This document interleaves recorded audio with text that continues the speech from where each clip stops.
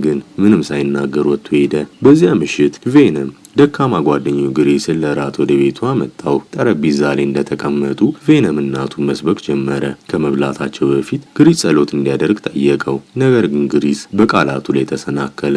አምልኮ በምላሱ ላይ አልመጣለትም ነበረ።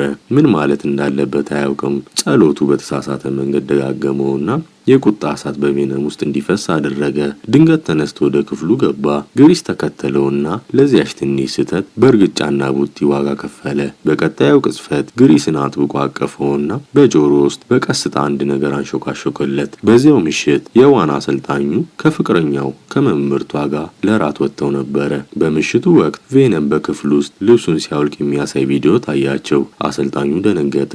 የእነሱ የፍቅር ምሽት በቬነም ምክንያት እዚያው አበቃ። በማግስቱ ጠዋት ቬነም ካለፈው ቀን ድርጊት አይኖቿ ካልተነቀሉት ልጅ ጋር ተገናኘ።